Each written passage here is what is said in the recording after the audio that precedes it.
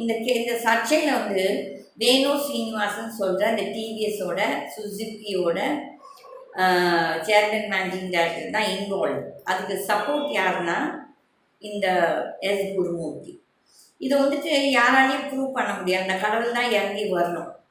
இவர் பாவம், இவரோட பணம், இவரோட ஏர்னிங்ஸ் எல்லாத்தையும் வச்சு இந்த கேஸை வந்து சுப்ரீம் கோர்ட் மட்டும் எடுத்துகிட்டு போயிருக்காரு. ஆனால் இந்த சுப்ரீம் கோர்ட்டில் அவங்களுக்குலாம் ஒரு இதே இல்லை, என்னென்னா ஒவ்வொரு தடையும் வாய்தான்னு எடுத்துகிட்டு இருக்காங்க. இவர் பாவம் ஒரு மனுஷன் இவரோட பணத்தை செலவு பண்ணிட்டு போகிறார், ஃப்ளைட் ஏறி போய். இதில் எவ்வளோ மக்களுக்கு அந்த எண்ணம் இருக்குது? இவ்வளோ பேர் நம்மளாம் சாமி கும்பிட போகிறோம், இவ்வளோ பேர் அங்கே தப்பு நடக்கும்போது யாருன்னா ஒருத்தராவது தட்டி கேட்குறாங்க. அப்போ கடவுள் நம்மளுக்கு ஒரு மனுஷனை கொடுத்துருக்காரு தட்டி கேட்குறதுக்கு.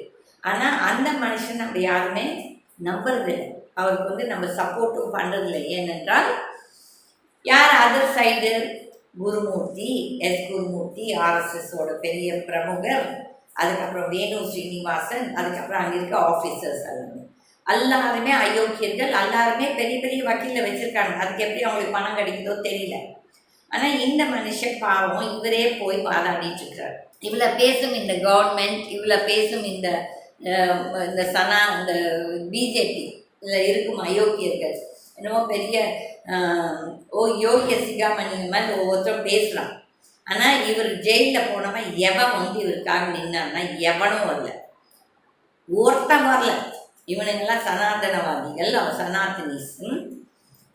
Stop your nonsense BJP and RSS நிஜமாகவே உங்களுக்குலாம் மனசாட்சின்னு ஒன்று இருந்தால் நான் உங்களை மதிக்கிறேன்.